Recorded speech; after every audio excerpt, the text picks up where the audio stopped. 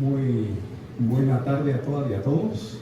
Para mí es un honor compartir esta primera jornada académica.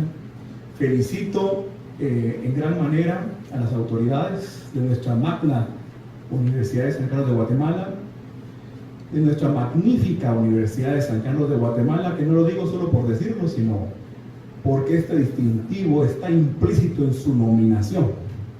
Inter cateras orbis conspicua, Carolina Academia Guatemalensis. Conspicua, magnífica. 342 años de la universidad. Felicito a las autoridades de las facultades de Ciencias Jurídicas y Sociales, al señor decano, al distinguido director de la Escuela de Posgrado, doctor Ovidio Parra, al secretario académico, doctor Felipe Lepe, y las demás autoridades presentes por este magno evento. Yo creo que es de felicitarlo porque un Estado constitucional de derecho se va a consolidar única y exclusivamente si los profesionales del derecho saben que es derecho. Pues de la única manera en la que se va a consolidar el Estado de Derecho. Y por eso los felicito por realizar este magno evento, porque sin duda es de gran importancia tanto para la Escuela de Posgrado, para la Facultad de Ciencias Jurídicas y Sociales, para la Universidad de San Carlos de Guatemala y para todo el Estado de Guatemala. En ese orden de ideas, también me causó un gran regocijo saber a quién estaba dedicado esta jornada académica. Nada más y nada menos que a Luis Recasén Siches. Y precisamente estábamos comentando con el doctor Ovidio Parra quiénes fueron los maestros del doctor Recasén Siches. Solo con leer que fue discípulo directo de Hans Kelsen, de Rudolf Stammler, de Giorgio Del Vecchio, saber que son tres adalides, cada uno en sus respectivos paradigmas de la filosofía del derecho. Y Luis Recasén Siches, en su obra Tratado General de la Filosofía del Derecho, se refiere a algo muy importante. Y dice que en las ciencias hay verdades de hecho y hay verdades de razón. Y que el derecho es una verdad de razón. Por ser el derecho una verdad de razón, su origen, su esencia, su definición únicamente puede encontrarse en la filosofía. Y definitivamente Luis Recasén Siches, como jurista y como filósofo, nos muestra ese gran panorama de conocimiento para entender qué es el derecho. Y dentro de ese contexto, comprender el tema que hoy me toca impartir, que es la conexión derecho y moral, la justicia, el debate sobre la justicia de la ley. Citando a otro gran filósofo alemán, Martin Heidegger, este debate moral y derecho definitivamente nos lleva a una bimilenaria gigantomaquía de filosofemas entre esencia y existencia. ¿Por qué razón? Porque desde Parménides hasta Aristóteles, desde Aristóteles hasta Marco Tulio Cicerón, desde Cicerón hasta Justiniano, Papiano y Gallo, desde la patrística cristiana con Agustín, Jerónimo, Orígenes, Ambrosio, Crisóstomo, Policarpo, Tertuliano, y pasando por la escolástica, Guillermo de Ockham, Tomás de Aquino, Pedro Velardo, Anselmo de Canterbury, llegando hasta el Renacimiento y a la Ilustración con René Descartes, el debate derecho y moral está presente. El debate derecho y moral está presente. ¿Y cuál es la razón? Comprender qué es el derecho y comprender qué es la moral. Solamente definiendo concienzudamente qué es el derecho y qué es la moral, podemos entender si hay conexión entre derecho y moral.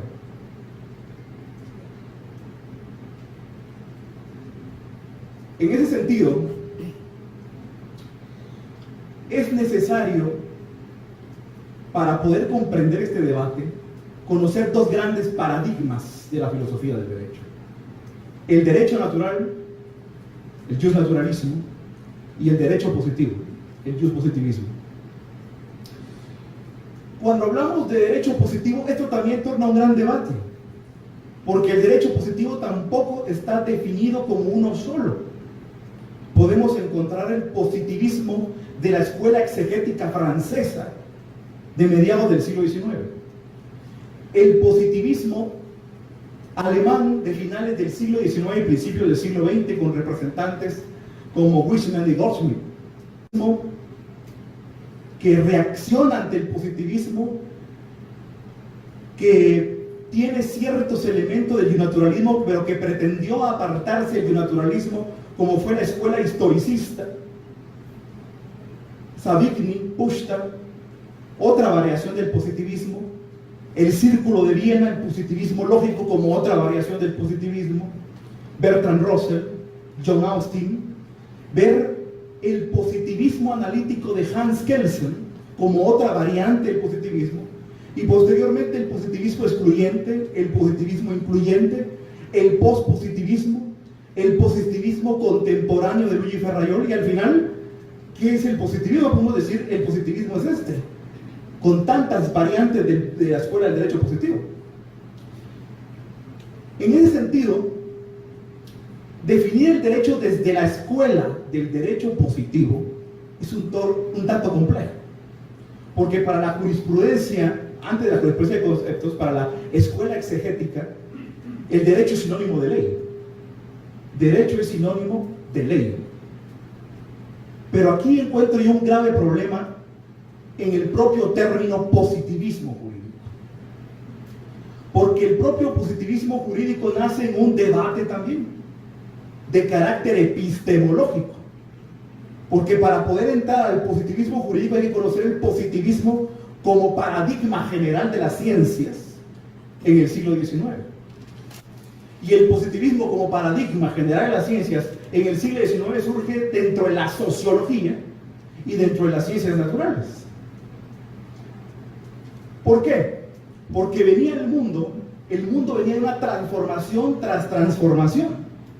En primer lugar, tuvo el mundo una etapa de racionalidad filosófica tremenda, partiendo de la escuela de Mileto, con Tales de Mileto, con Anaximandro y Anaxímenes, luego con la escuela de Elea, luego con Parménides y Heráclito y Demócrito y Anaxágoras y Empédocles, hasta llegar a la escuela clásica griega, con Sócrates, Aristóteles y Platón, con los posocráticos, como Antístenes y Aristipo, los epicúreos, los estoicos, luego la escuela romana heredera de la racionalidad griega, y luego se pierde esa racionalidad griega filosófica en una era de Edad Media, oscurantista, donde iniciaron una época de dogmas, hasta que renace otra vez la racionalidad filosófica con René Descartes, cuando Descartes dijo: yo no creo que hayan dogmas y que se pueda definir que esto es porque así es universalmente. Yo dudo de todo, dijo Descartes, dudo de todo. De lo único que no dudo es de mi duda, porque aquí la tengo. Y como dudo, pienso. Y si pienso luego, existo. Así que lo único que me hace saber que existo es que pienso. Por eso es que Couture dijo que el derecho se aprende estudiando, pero se ejerce pensando. Y para entender el derecho hay que pensar. Para entender el derecho hay que pensar. Porque como dijo Luis Recasens, a quien estamos homenajeando en esta escuela, el derecho es una verdad de razón. No es una verdad de hecho. Si no es una verdad de hecho, no puede ser sometida a un método experimental para comprobar su existencia. No puede ser sometida como la medicina, la biología, la anatomía, la química, la física, que son ciencias naturales, en donde el objeto de estudio es sometido a métodos experimentales para comprobar su cientificidad. El derecho no puede ser sometido a un laboratorio ni a un tubo de ensayo. Por eso es que Immanuel Kant, con sus 4 críticas y todas sus metafísicas, se plantea un gran problema, heredero del pensamiento filosófico de Descartes, Kant se plantea un gran problema. Dice, ¿qué es la ilustración? Porque la ilustración había llegado 100 años antes de Kant. Pero ¿qué es la ilustración? Dice Kant, ¿qué es? Y responde con una gran frase kantiana que es histórica. Sapere aude. Atrévete a pensar con tu sola razón. Atrévete a pensar con tu sola razón. Verdad de razón, el derecho es una verdad de razón. Kant se plantea dos esferas en la realidad. El mundo de la experiencia posible, que es el mundo de los objetos que son perceptibles por los sentidos y que pueden ser sometidos a un método de experimentación. Pero hay otro mundo suprasensible, dice Kant, que es el mundo de las ideas y que no pueden ser sometidas a un método experimental. Porque la justicia es una idea. Pero la justicia, ¿cuál es su peso, su volumen, su masa, sus isótopos, su valencia, su número atómico, su peso atómico? ¿En dónde se encuentra entre los metales y no metales o gases nobles de la tabla periódica de los elementos de Dmitri y Ivanovich Mendeleev? ¿Dónde está el derecho ahí? No es un objeto de hecho que puede ser sometido a un método experimental o tubo de ensayo. Entonces, si no puede ser sometido a un método experimental para conocer su resultado positivo, ¿cómo puede haber derecho positivo? Esa es la primera gran pregunta. Si el derecho es una idea, si la justicia es una idea, si la honestidad, el honor, el valor, el deber, la dignidad son ideas que no tienen color, ni peso, ni número atómico, ni masa, ni volumen, solo pueden ser pensadas. Son verdades de razón, solo pueden ser pensadas. Y como verdades de razón, están íntimamente ligadas a la esencia y a la existencia del ser humano. Del ser humano. Heidegger dijo algo muy importante acerca de Kant. Cuando Kant escribió, vivió la Revolución Francesa, la Revolución Industrial, la Revolución Norteamericana, la Revolución Inglesa. Vivió todas las transformaciones del mundo. Todas las vivió Kant. Y dice Heidegger, y Kant las pensó. Kant pensó ese mundo transformado. Ese mundo que se le ha transformado en menos de 200 años a partir de que René Descartes publicó su discurso del método en el año de 1637. Como dijo Jorge Guillermo Federico Hegel, que era rector de la Universidad de Berlín a principios del siglo XIX, cuando René Descartes publicó su discurso del método en 1637, le estaba poniendo la guillotina en el cuello a Luis XVI. Se acababa una era. Se acababa una era de dogmas. Se acababa una era de imposiciones en el conocimiento y empezaba una era que se llamaba ilustración. Verdades de razón. ¿Cómo puede ser sometido el derecho a un método experimental? ¿Cómo puede existir derecho positivo entonces? Sin embargo, el debate acerca de la conexión derecho y moral se ha sometido a eso. La primera escuela del derecho positivo, a mediados del siglo XIX, que aparece la escuela exegética, y dice que el derecho es igual a ley. El derecho es la ley. Y para entender qué es derecho hay que usar el método exegético, dijo esta escuela. Y el método exegético es, la ley es lo que el legislador quiso decir que era la ley. El método originalista, impresionante. Imagínense que la ley sea lo que el legislador quiso decir que es la ley. Pero eso estamos hablando de 1840. Derecho es igual a ley. Luego, con la escuela alemana, principios de 1900 y finales del siglo XIX, derecho es igual a conceptos jurídicos fundamentales, institutos jurídicos, conceptos jurídicos fundamentales. Luego viene Hans Kelsen en su teoría pura del derecho y nos dice: el derecho está formado de normas jurídicas, pero también de proposiciones de derecho. Proposiciones de derecho, juicios de derecho, porque el derecho no es más que la conducta humana descrita en las normas jurídicas. El positivismo analítico de Hans Kelsen. En fin, la primera interpretación del derecho positivo tradicional a mediados del siglo XIX nos dice que el derecho es igual a ley. Y esta verdad, entre comillas, impera en el mundo por 100 años. Derecho es igual a ley. Así que la ley dice que es justo y que no es justo. Y lo que la ley dice que es justo. Esos son imperativos que se desarrollaron en esta primera escuela del derecho positivo. Y eso llevó a los excesos de 1933 a 1945. El nacionalsocialismo alemán, Adolf Hitler, el fascismo, Benito Mussolini y Francisco Franco, y por supuesto Hideki Tojo en Japón, en una alianza perversa basada en que derecho es igual a ley. Y entonces, como las normas jurídicas del nacionalsocialismo alemán decía que los judíos no eran humanos, entonces los judíos no eran humanos. Era impersonal. Y lo que se encontró en las normas jurídicas, pero eran normas jurídicas, era ley, y si era ley era justo, llevaron a esos excesos que provocaron la muerte de más de 45 millones de seres humanos, el exterminio de 6 millones de judíos, y todo en nombre de la ley. Derecho es igual a ley. Derecho es igual a ley. En ese sentido, en 1945, la Carta de las Naciones Unidas, el mundo ante tal evento lleva a reunirse en San Francisco a una cantidad X de naciones. Dice, no podemos permitir que se vuelva a repetir lo que pasó entre 1933 y 1945. Y leo el preámbulo de la Carta de las Naciones Unidas. Luego leo el preámbulo de la Declaración Universal de Derechos Humanos.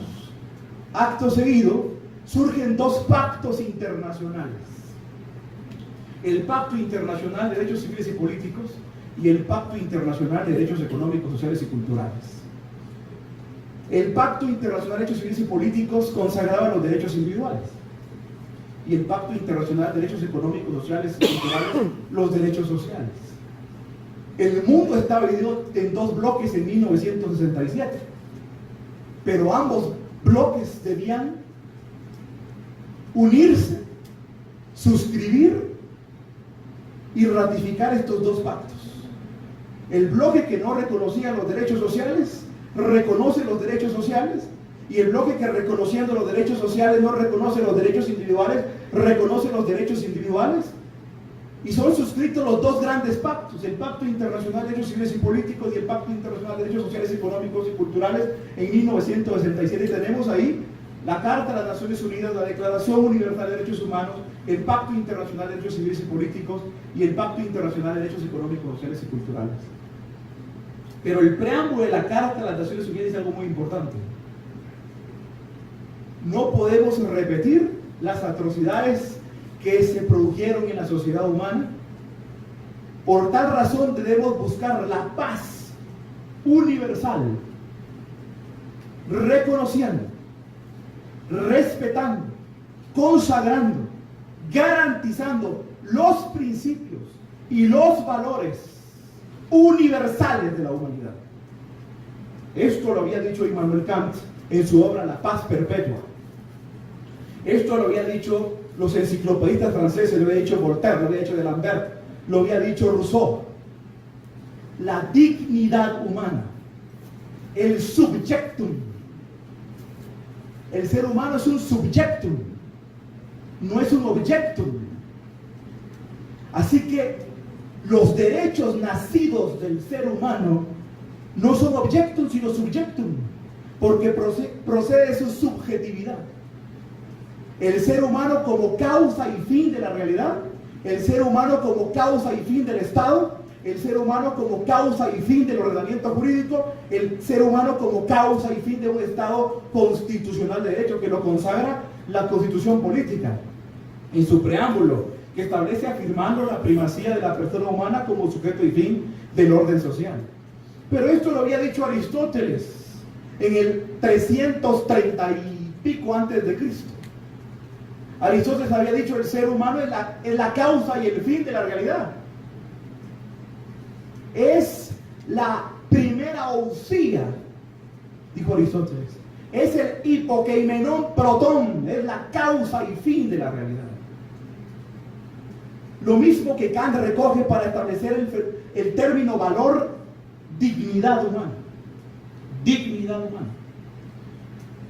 Viene el siglo XVIII y principio del siglo XIX, y estos grandes filósofos de finales del siglo XVIII y principio del siglo XIX consagran principios y valores humanos con validez universal como fundamento del derecho.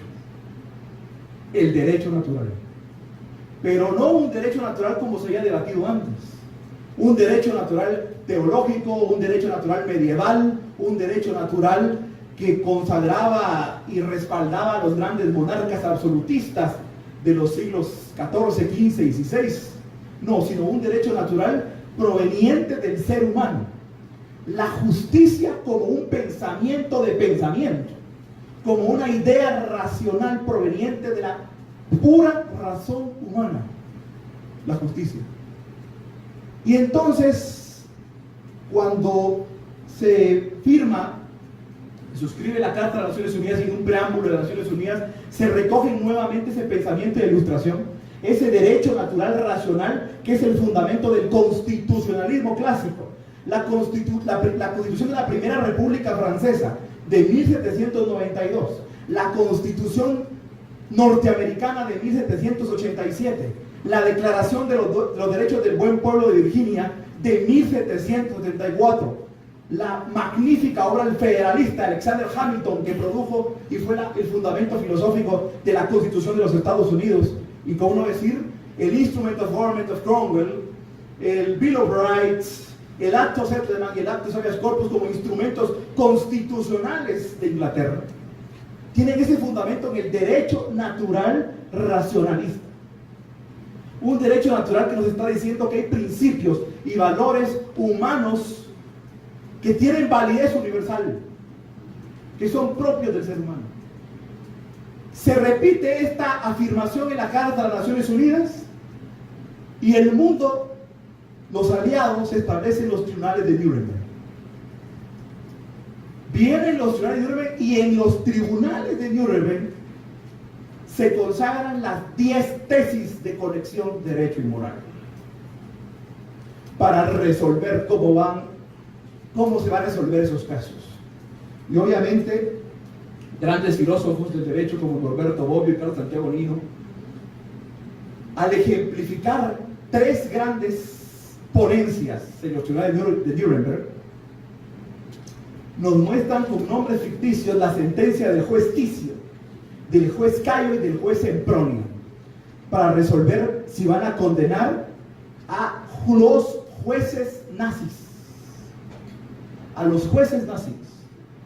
Era el proceso donde van a enjuiciar a los jueces del nacionalsocialismo, del sistema de justicia del nacionalsocialismo alemán, que se habían basado en el derecho alemán, en las leyes alemanas, en los cuerpos normativos del derecho alemán. Y son 10 tesis de conexión derecho y moral. La primera tesis dice esto siguiente: las normas de todo sistema jurídico reflejan de hecho valores y aspiraciones morales que rigen en la comunidad y que son aceptadas por esa comunidad. Esa es la primera tesis. La segunda tesis es: las normas jurídicas de todo sistema jurídico deben ajustarse a principios y valores morales y de justicia con validez universal, con independencia de que aquellos sean aceptados o no por la sociedad en la cual rigen esas normas. Tercera tesis: las normas de todo sistema jurídico deben reconocer y hacer efectivas las pautas morales vigentes en la sociedad, con independencia de cuál sea la validez de esas pautas desde el punto de vista de una moral crítica e ideal. La cuarta tesis: no se puede formular una distinción conceptual entre normas jurídicas y normas morales. Quinta tesis: los jueces en sus decisiones no solamente se basan en normas jurídicas, sino en normas morales. Sexta tesis: los jueces deben recurrir a normas morales para resolver cuestiones que no están claramente resueltas por normas jurídicas. Séptima tesis: los jueces deben negarse a aplicar aquellas normas jurídicas que contradicen radicalmente principios y valores morales y de justicia. Octava tesis: una regla, si es norma de un sistema jurídico, tiene fuerza obligatoria moral, debe ser aplicada por los jueces y obedecida por las personas. Novena tesis: la ciencia del derecho debe formular principios de justicia y evaluar si las normas jurídicas vigentes satisfacen tales principios y pueden aplicarse para resolver las exigencias de estos principios. Y la décima tesis: un sistema normativo es un orden jurídico y una regla es una norma jurídica solo si satisfacen principios y valores morales y de justicia. Si no, no puede ser calificada de jurídica. Son 10 tesis de conexión de derecho y moral. Estas 10 tesis se plantean en los tribunales de Nuremberg. Y entonces se plantean 3 posiciones. La primera, la del juez Sempronio, porque la defensa técnica de estos jueces del sistema de justicia y nacionalsocialismo alemán, y dice: invocando el principio nullum crimen nullum poena sin la previa leche certa. Ellos, en su sistema normativo jurídico, no estaba tipificado ni regulado los delitos por los cuales ustedes los quieren condenar. Y su sistema normativo jurídico les permitía resolver y dictar las sentencias como las resolvieron. Esa fue la tesis de la causa de la defensa. Vienen 3 jueces. Este tribunal que resolvió fue integrado por 3 jueces. El juez Sempronio dicta su ponencia. El juez Ticio dicta su ponencia. Y el juez Cayo dicta su ponencia.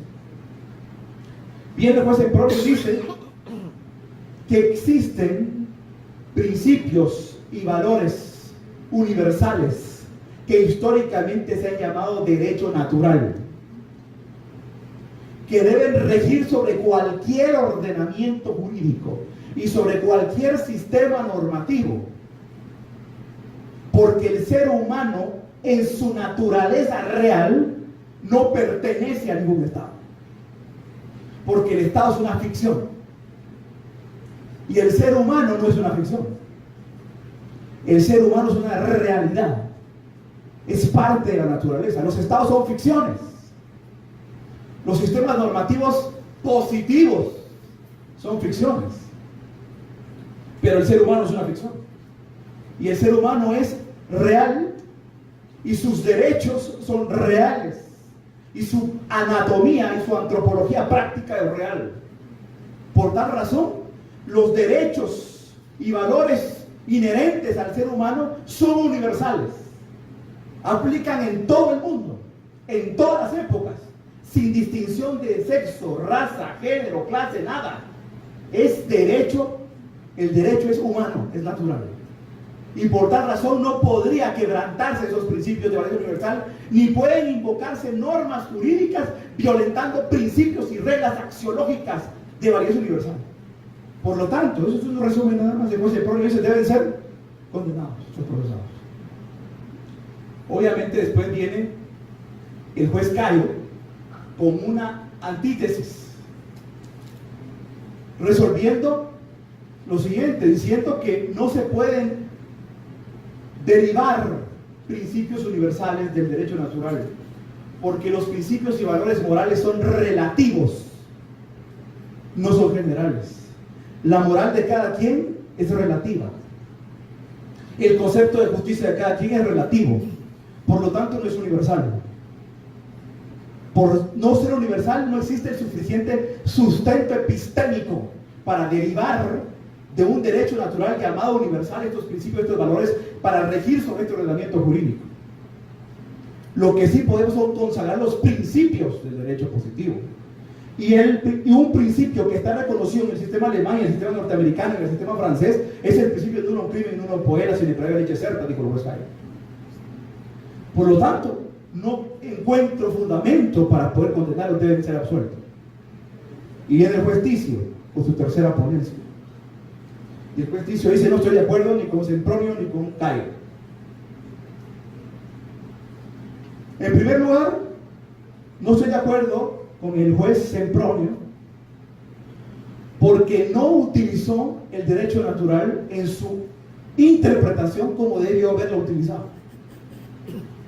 Ni tampoco con el juez Cayo, que se basó en principios eminentemente positivos y normativos, aduciendo que el nullum crimen nullum poena era un valor jurídico que estaba reconocido en los demás sistemas. Está bien, es un valor jurídico reconocido en los demás sistemas, pero el juez Cayo le dijo: la vida también, la libertad también, la igualdad también, la dignidad también. Son valores que están reconocidos en otros sistemas jurídicos. Miren la ponencia del juez Ticio. Y algo importante, le dicen: estos valores y estos principios no son relativos, son universales, porque son inherentes al ser humano.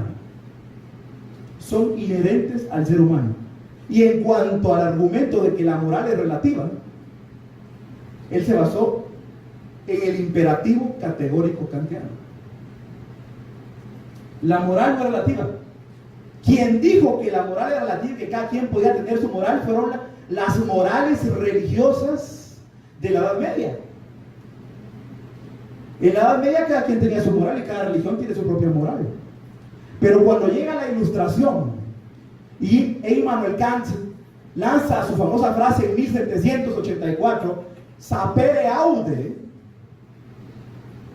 dice, basado en lo que dijo Descartes: yo dudo de todo lo que me han dicho, dudo de todos los dogmas, dudo de todo, pero de lo único que no dudo es de mi duda, porque aquí la tengo. Y si tengo dudas, ¿por qué razón? Kant, cuando habla de la razón, dice, y yo me estoy otra vez regresando del principio de Recasens Sitges: el derecho es una verdad de razón y no una verdad de hecho. El derecho no puede ser imbuido en un tubo de ensayo en un laboratorio para ser comprobado. No puede. El derecho no puede ser epistemológicamente positivo. Esa es la primera gran imprecisión del derecho positivo. El derecho es inherente al ser humano y es una idea. Y como idea no puede ser sometido a un método experimental, dijo Kant.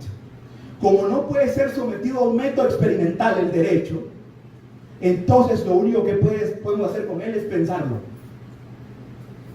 Pero pensarlo con pensamiento de pensamiento. ¿Y cuál es el pensamiento de pensamiento? La razón pura. La razón pura es la que usa la matemática. ¿Por qué? Porque cuando no pensamos con razón pura, nuestro pensamiento está acondicionado por los factores externos. Por eso dijo Jean-Paul Sartre, filósofo francés, que el fundamento de la razón es la sinrazón. Para poder pensar primero hay no que pensar. Porque si yo para poder pensar pienso, es porque lo que estoy pensando me lo dijeron otros para pensar. Y si estoy pensando las ideas de otros, ya no estoy pensando pensamiento de pensamiento. Ya no tengo libertad para pensar. Y la libertad para pensar surge de la sinrazón. Entonces el ser humano, dijo Kant, debe pensar qué es la justicia.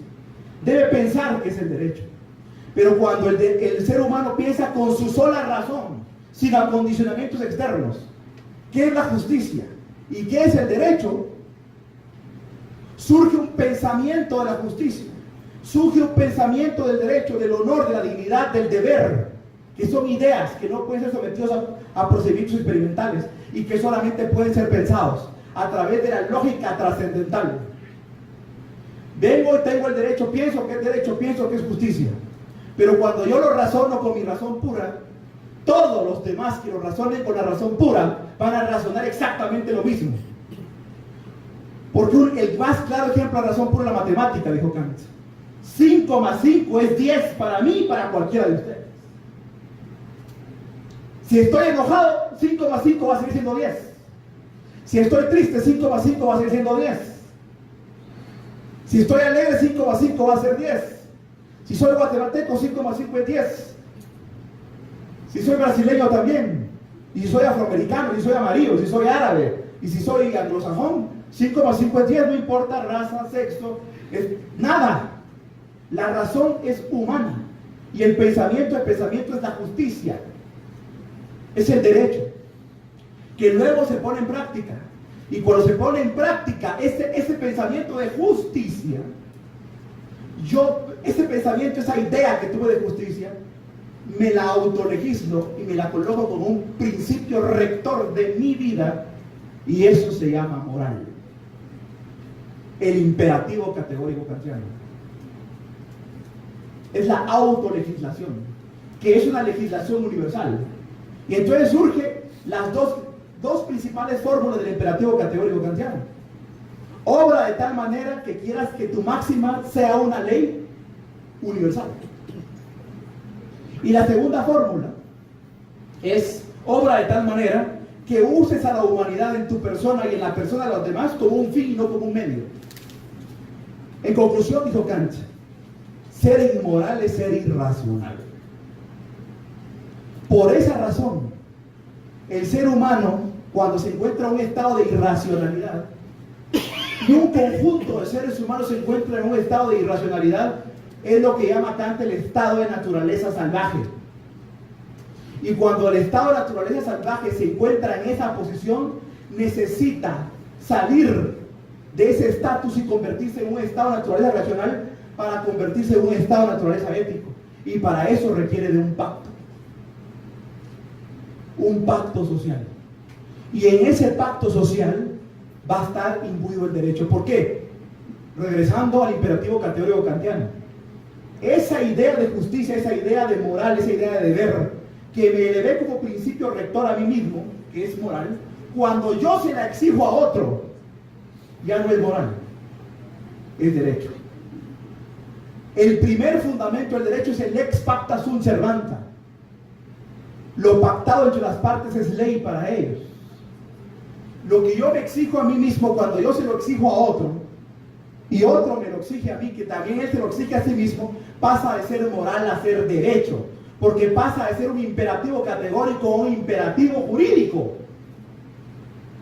Y resulta entonces que cuando Kant formula su gran plan de imperativos categóricos, dice, como tienen un valor, van a estar en orden de prelación y van a tener una gradación axiológica. Primero, segundo, tercero, cuarto, quinto, sexto, séptimo, octavo, noveno y décimo. Las primeras constituciones tuvieron una fórmula axiológica valorativa.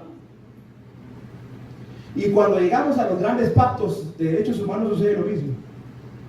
Y cuando llegamos a la Constitución Política de la República de Guatemala nos encontramos con el artículo primero, segundo, tercero, cuarto, quinto, sexto, séptimo, octavo y noveno. Pero a partir del 10 es 10, 11 y 12, 13, 14 hasta que termine. Primero, segundo, tercero, cuarto, quinto, sexto, séptimo, octavo y noveno. Y el Código Civil, primero, segundo, tercero, cuarto, quinto, sexto, séptimo, octavo, noveno. Y el Procesal Civil, primero, segundo, tercero, cuarto, quinto, sexto, séptimo, octavo, noveno. Y la Ley de Amparo, primero, segundo, tercero, cuarto, quinto, sexto, séptimo, octavo, noveno. Y a partir del 10 son cardinales. Pero los primeros 9 son ordinales. Tienen una carga valórica. Porque el artículo 4 de la Constitución no es un imperativo jurídico. Porque un imperativo jurídico se forma de una hipótesis condicionante, de una consecuencia de derecho. Si haces tal cosa, entonces tal cosa. Y si no haces tal cosa, entonces tal cosa. Pero el artículo 4 no tiene un imperativo jurídico. Simplemente reza.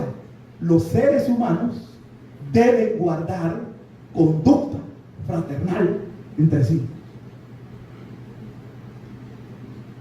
Y cuando veo el artículo 8 de la Constitución, establece que a los detenidos se les debe informar de todos sus derechos, especialmente que pueden proveerse de un defensor. Y luego el artículo 9 reza de la primera declaración. Artículo 9 y artículo 8. Y entonces en muchas ocasiones los jueces se encuentran entre una disyuntiva. Cuando un sindicado en la primera declaración dice: no está presente mi abogado y quiero un abogado conforme a mis intereses. Y a veces tiene que reprogramarse las 24 horas de la primera declaración. 24 horas entre la aparición y la primera declaración. Y entonces el juez dice: ¿tengo que respetar las 24 horas de la primera declaración? ¿O tengo que hacerle caso de que sea un abogado de su elección? Disyuntiva. 8º, 9. El 9, 24 horas. El 8º, derecho a elegir el abogado que quiera. El 8º es mayor que el 9. Pero eso nos lo está mostrando una carga valórica en los primeros 9 artículos de la Constitución Política, que no sucede a partir del 10, porque a partir del 10 son cardenales.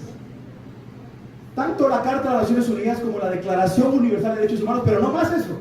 El artículo 44 de la Constitución establece lo siguiente: esta Constitución garantiza todos los derechos inherentes a la persona humana, aunque no estén regulados aquí. Y algo más: la ley, todas las leyes, todas las disposiciones gubernativas y de cualquier otro orden que disminuyan, tergiversen o restringen los derechos que están aquí garantizados, ¿son qué? Nulos, ipso iure. La ley y derechos naturales. La ley frente a los derechos naturales. La ley frente al catálogo internacional de derechos naturales. Conexión, derecho y moral.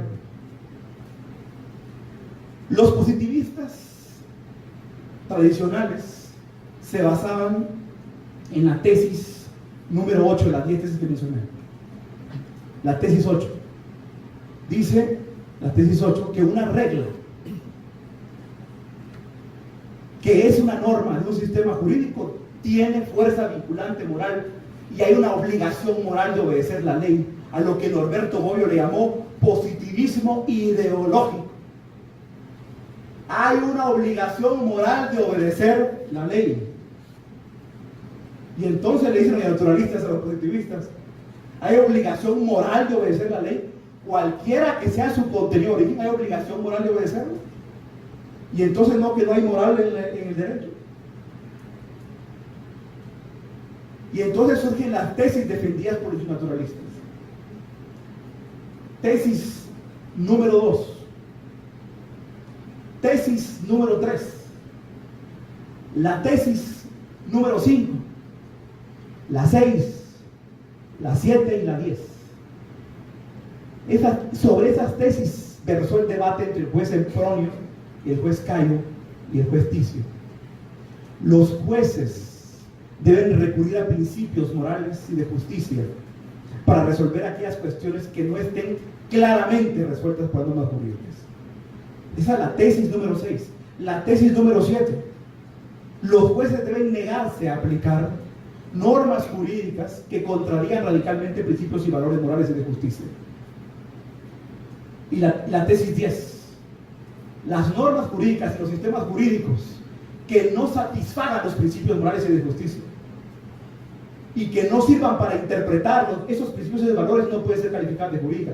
Lo que el artículo 44 de la Constitución está estableciendo, de que son nulas ipso iure todas las leyes que tergiversen, disminuyen y restringen los derechos inherentes a la persona humana que no estén consagradas en la Constitución. Eso es lo que quiere decir el artículo 46 de la Constitución. El artículo 46 Están el gran debate que los tratados son mayores o menores que la Constitución. Es un gran debate. Claramente establece que los tratados internacionales tratados y ratificados por Guatemala en materia de derechos humanos prevalecen sobre el derecho interno. Lo que está diciendo ahí claramente es que ese catálogo de derechos humanos está basado en el derecho natural. Lo que está diciendo es que cuando una ley positiva guatemalteca entre en contradicción con el derecho natural, prevalece el derecho natural, punto. Ahí está resuelto el debate. Eso es lo que está diciendo. Que el tratado aquí, que el tratado allá, y se hicieron una bola de bolas. No, el derecho natural prevalece sobre una ley positiva. Porque el derecho natural está consagrado por todas las naciones. El derecho natural, por eso en su paz perpetua dijo Kant, todos los seres pactan su convivencia en un pacto social que se llama constitución política.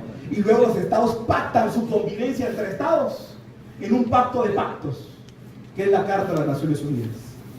Tanto la Carta de las Naciones Unidas como la Declaración Universal de Derechos Humanos y todo el catálogo internacional de derechos humanos y la propia Constitución Política de la República de Guatemala establece que el derecho natural prevalece sobre el derecho positivo y que ninguna ley puede ser injusta y que ninguna ley puede ser inmoral y que ninguna ley puede ser aprobada en contra de la moral del ser humano y que ninguna ley puede ser aprobada para fundamentar actos contrarios a la moral, contrarios a la justicia, contrarios a la vida, contrarios a la dignidad, contrarios a la igualdad, la fraternidad y contrarios a más de 137 derechos consagrados en la Constitución. Ese es el subjectum de la persona humana, afirmando la primacía de la persona humana como sujeto y fin del orden social. La justicia prevalece sobre la ley y la ley debe ser justa, y lo justo es lo que consagre en demasía la vida humana, la razón humana, la moralidad humana, la racionalidad humana y el fin de llevar a ese estado salvaje, inmoral, ese estado salvaje, corrupto, inmoral, llevarlo a un estado natural, racional y ético, conforme a un pacto de pactos racional y ético consagrado en un derecho natural internacional. Muchas gracias.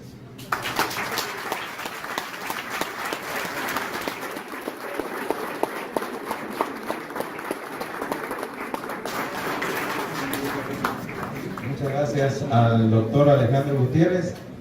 Como es nuestro primer ejercicio, en sus carpetas que se les entregó, les hemos colocado estos documentos que dicen pregunta, por si alguno de ustedes quiere formularle al doctor Alejandro Gutiérrez y la ponencia sobre conexión moral y derecho alguna pregunta. La maestra Mónica Ordóñez, que está aquí a nuestro lado de pie, puede levantar la mano. Ella pasará por sus lugares a recoger las preguntas para que se las formulemos al doctor Alejandro Gutiérrez.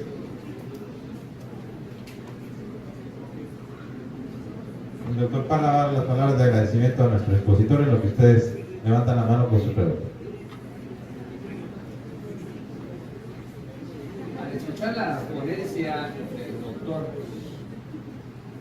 solo debe quedar en nosotros esa necesidad de estudiar, de ser abogados, de ser juristas, de conocer el derecho y conocer la ley. Solo esto, el estudio, nos llevará a esa interpretación de las normas y que nos dará los suficientes argumentos para la defensa en cualquier proceso, de cualquier índole, y en la exposición y en la argumentación que tengamos que defender ante cualquier otra persona. Esa es la argumentación que debemos de manejar los juristas, los abogados. Eso es lo que quiere la Escuela de Estudios de la Sociedad, la filosofía, que llevemos en nuestro... Solo vamos a hacer un breve anuncio en lo que estamos recogiendo las preguntas. No sé si hay alguien más, ya tenemos algunas ahí. Acá adelante hay alguien más que quiere hacer una pregunta. Solo para la organización del intermedio, vamos a tener 15 minutos para el coffee break. Les queremos dar dos anuncios. El primero es que en la entrada les entregaron debidamente perforada esta boleta con la cual les vamos a rogar que puedan pasar por su coffee break. es necesario tenerla a la mano para poder pasar al coffee break. Y en el coffee break les van a tomar su nombre y su firma, en virtud de que somos una institución pública donde la transparencia y la rendición de cuentas debe ser. Ustedes han cancelado por esta actividad y nosotros debemos rendir cuentas a la universidad por el efectivo cumplimiento de esto. Y segundo, ahí mismo, en la misma mesa, al pasar por su coffee break, los que se hayan estacionado en este edificio o en el edificio de enfrente, que es el Hotel Marriott y este Hotel Radisson, hay una tarifa especial de parqueo. Deben colocarles un sticker a su ticket de parqueo. Les colocarán un sticker al ticket de parqueo. Deben pasar entonces ahora, cuando concluyamos, no en este minuto, sino ahora, por las dos boletitas. Traemos entonces las preguntas y vamos a dirigir las primeras al doctor Gutiérrez para que nos haga favor de responder.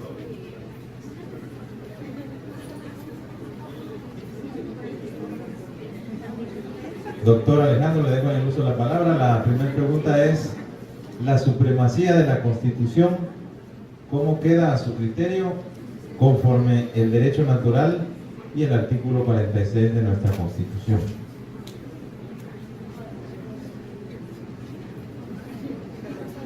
Muy bien. Dije algo al respecto. La supremacía de la Constitución política de Guatemala está imbuida dentro de ese derecho natural. La propia Constitución empieza en su preámbulo afirmando la primacía de la persona humana como sujeto y fin del orden social, reconociendo a la familia como génesis primario de los valores espirituales y morales de la sociedad, y al Estado como responsable de la promoción del bien común y dentro de un régimen de legalidad, seguridad, justicia, paz y libertad, recogiendo herencias y tradiciones culturales y reconociendo la plena vigencia de los derechos humanos dentro de un orden institucional permanente, popular y moderno, donde gobernantes y gobernados procedan con absoluto apego al derecho. Así empieza la Constitución. En ese preámbulo constitucional, cuando uno lee ese preámbulo, es como que estuviera leyendo las 4 quítricas de Kant, como que estuviera leyendo uno todas sus metafísicas. Persona humana, valores morales, bien común como el fin final, son principios filosóficos del naturalismo racionalista ilustrado constitucional clásico.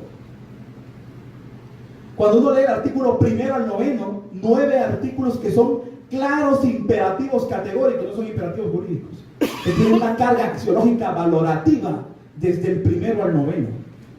137 artículos constitucionales reconociendo derechos humanos. Un artículo 44 que abre la puerta de par en par al derecho natural, cuando establece que esta Constitución garantiza todos los derechos inherentes a la persona humana, aunque no esté expresamente regulados en ella. Vemos a lo largo de toda la Constitución política de la República que nuestra Constitución está influenciada por el justnaturalismo. ¿Pero por qué está influenciada por el justnaturalismo la Constitución política de la República de Guatemala?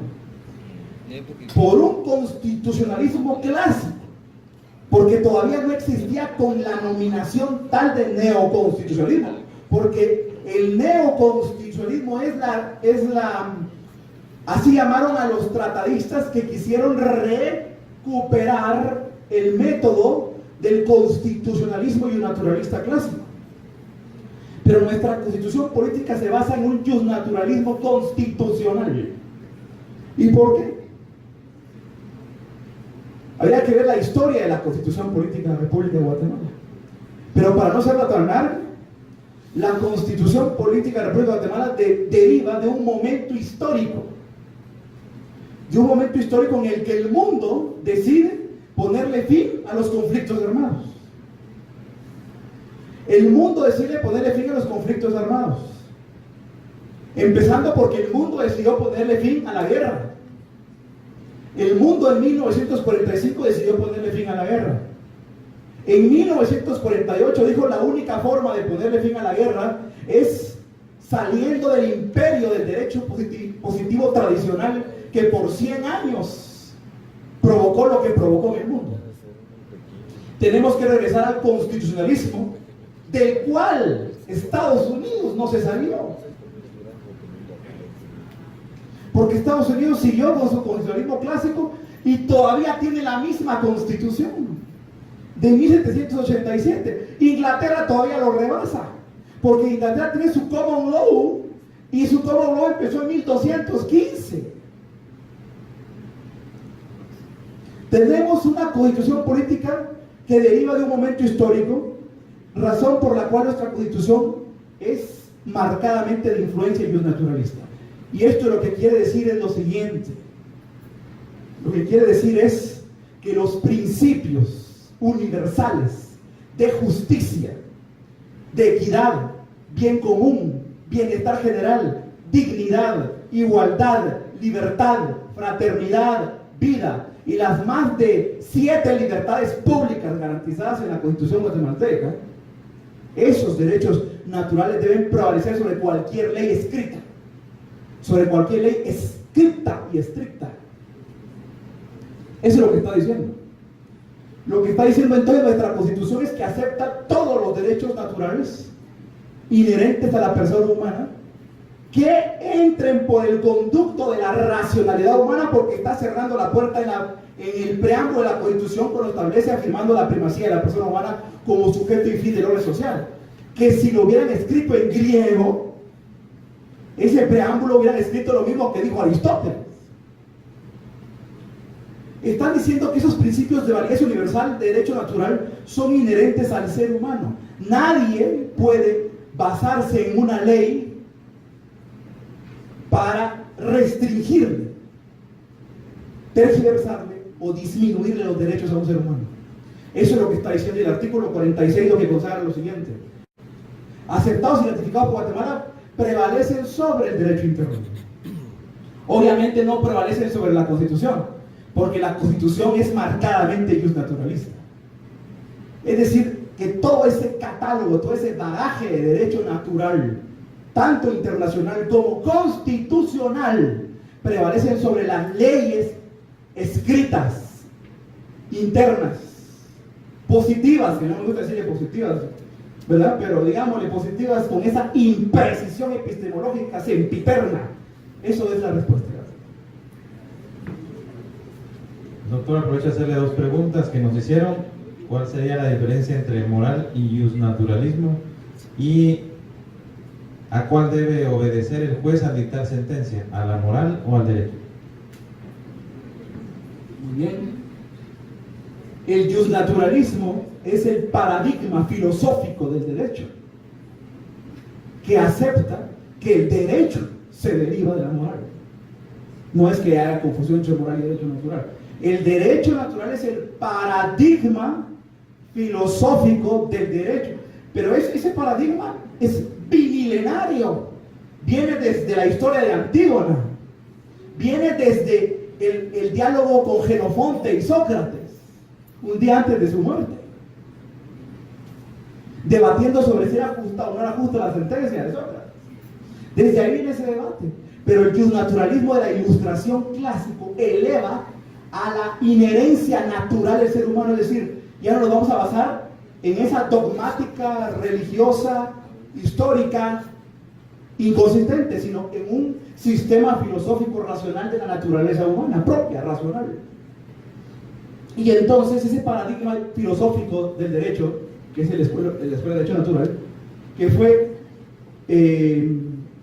pues abanderada por Kant, por Rousseau, por D'Alembert, por Voltaire y por los que ya he mencionado en primera mano, y también por Rudolf Steiner y por Giorgio del Vecchio, como neokantianos. Kant solo llegó a tener los derechos individuales. Rudolf Steiner dijo también hay derechos sociales, siendo neokantiano. Y Giorgio del Vecchio dijo hay individuales y hay sociales y hay que conciliarlos en una tesis dialéctica hegeliana y sale como resultado bien común. Giorgio del Vecchio, maestro de Descartes en Sitges. verdad de razón. Entonces estamos diciendo aquí que el paradigma filosófico del derecho natural reconoce que el derecho se deriva de la moral. No es que el juez debe obedecer moral o derecho, es que el derecho, para ser derecho, debe ser un derecho moral. Y cuando hablamos de un derecho moral, quiere decir que debe ser un derecho racional. Es decir, si un juez se presenta ante una ley, voy a ser un poco exagerado, que le diga, este grupo de personas no son humanos. Ante una ley que le diga, este grupo de personas no son iguales a los demás, son inferiores. A este grupo de personas no son libres, los demás sí. Este grupo de personas son diferentes. Esa ley es injusta, esa ley es inmoral, es una ley corrompida y por lo tanto no es derecho, porque es inmoral. A eso se refiere la vinculación moral y derecho. La penúltima pregunta, tratando de hacer una síntesis de algunas que nos presentaron, hablando de nuestra constitución política como pacto social, algunos interrogan si es una obligación moral, ¿cuándo la incumplimos? Y si el gobierno entonces no cumple esa obligación moral, ¿cuándo lo viola? El pacto social. Aristóteles dijo, somos animales políticos, es decir, animales sociales. Cuando dice constitución política está diciendo constitución social. Es el pacto social, es el contrato social de Juan Jacobo Rousseau. Es un pacto donde todos los seres humanos nacionales en libertad para decidir pactaron entre todos hacer compatibles sus libertades. Esa es la Constitución. La Constitución es el pacto del pueblo. Entonces alguien le dice, usted está obligado a observar el título de propiedad de su casa. Pues el título de propiedad de su casa es suyo. La Constitución es el título de propiedad del pueblo. Es el pacto del pueblo. Es la herramienta con la que el pueblo gobierna. La Constitución es la voluntad popular. La democracia, ¿saben qué significa? La democracia significa que el poder está en el pueblo. Pero el pueblo viene y dice, hago un pacto donde pongo mi voluntad colectiva y que esa voluntad colectiva gobierne, y eso se llama república. La vindicta pública romana en contra de Tarquino el Soberbio 7 siglos antes del nacimiento de Cristo.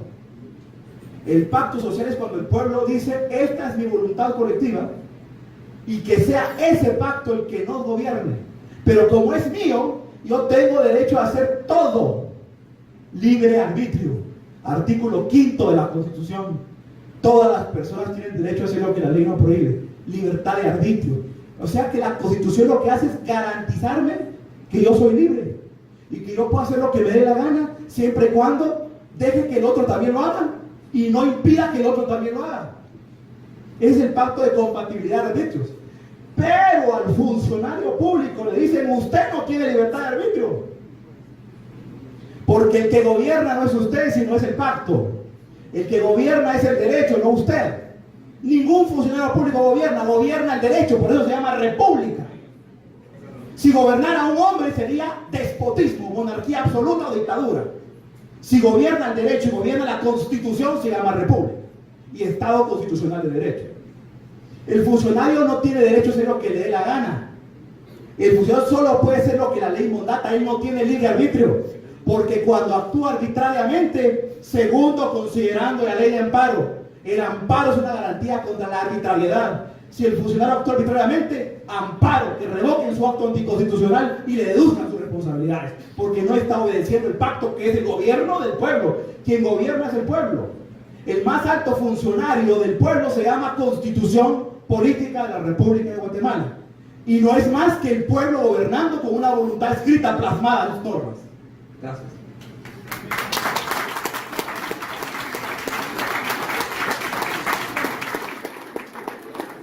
Cerramos con estas preguntas, doctor Gutiérrez. Nos han cuestionado sobre el pluralismo jurídico, o más bien será un pluralismo moral. Y si el valor dignidad humana también puede aportar argumentos en el aspecto teológico, el derecho natural teológico, ponían en la pregunta, si puede aportar como elementos o argumentos a él. Pero cerramos diciendo cuál será el problema más crítico que afronta hoy la moral y el derecho natural en Guatemala. Dignidad, pluralismo y el problema más crítico de este en Guatemala. Voy a empezar con la parte del naturalismo teológico.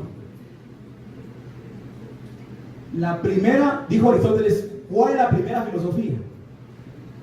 El estudio del ser. El estudio del ser. La primera filosofía es el estudio del ser. Ya Parménides había dicho el ser y el no ser.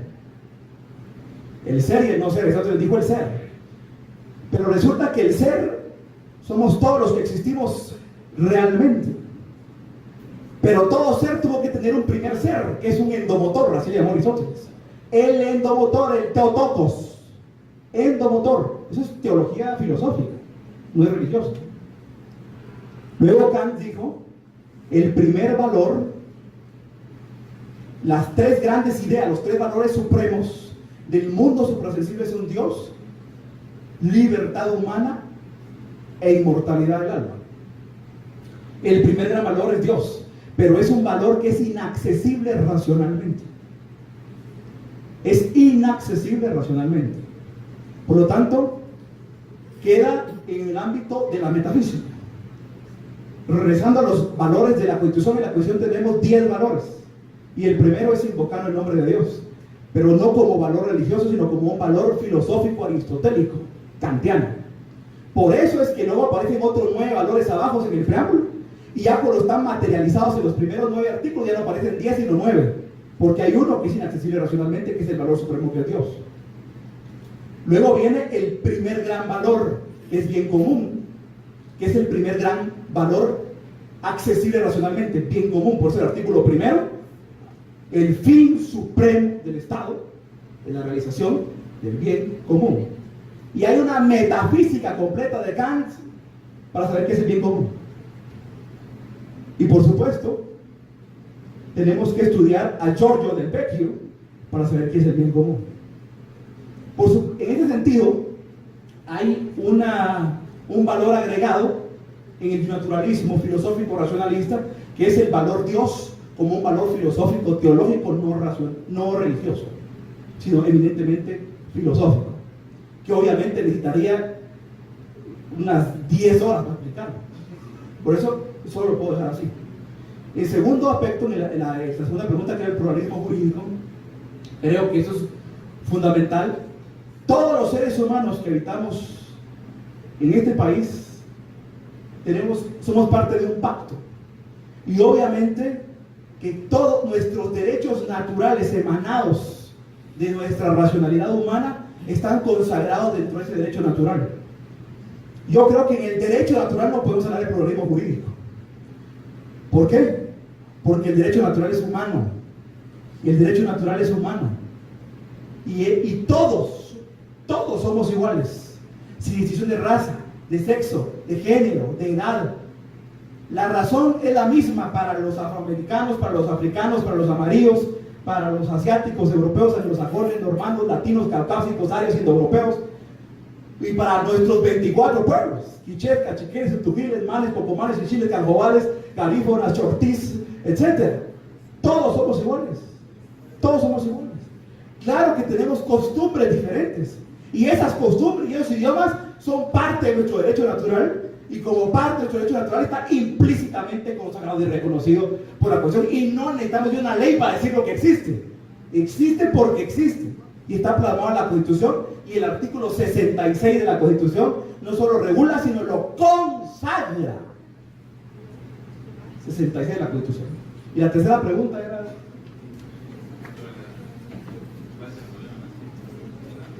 El problema más crítico hoy en Guatemala es que la mayoría de los guatemaltecos no quiere leer. Ese es el problema más crítico. Porque no hay peor cosa. La raíz de todos los problemas de sociedad es la ignorancia. Es la ignorancia. Por eso, para que este país sea un verdadero estado de naturaleza ético, para que este país deje de ser un estado de naturaleza salvaje y se convierta en un estado de naturaleza racional y ético, debemos de leer. Leamos, yo los invito a que leamos a Platón, a Aristóteles, a Parménides, a Tales de Mileto, a Demócrito, a Anaximandro, a Cicerón, a Justiano, a Papiano, a Gallo, a Descartes, a Kant, a Montesquieu, a Kierkegaard, a Heidegger, a Hegel, a Ferrajoli, a Kelsen, a Zagrebelsky, a Hesse, a Alexis y a todos los demás. Leámoslos, porque abogado que no lee, cada día es menos abogado. Así que tenemos que leer, porque entre más leamos, mayor racionalidad estará floreciendo en nuestra vida, y esa racionalidad hará que el derecho natural se perfeccione y que el pacto moral, jurídico, político y ético de la Constitución se perfeccione. Porque una sociedad racional y ética no tiene necesidad ni siquiera de leyes. Porque si todo el país se convirtiera con seres y sujetos racionales y éticos, no necesitaríamos ni de leyes. Pero como dijo Ferrajoli, ahora tenemos una inflación legislativa, leyes para todo. Leyes hasta para que no tiren la basura en la calle. Leyes hasta para que no tiren un caso de papel y una hamburguesa en la calle. Cuando no habría necesidad de tanta legislación, si hubiera ética racional en el subjectum humanum, personarum humanitatis in substantia, dijo Agustín de Hipona. La persona es humana en sustancia. Gracias. Bueno, dejamos al doctor Alejandro Gutiérrez y dejamos la palabra.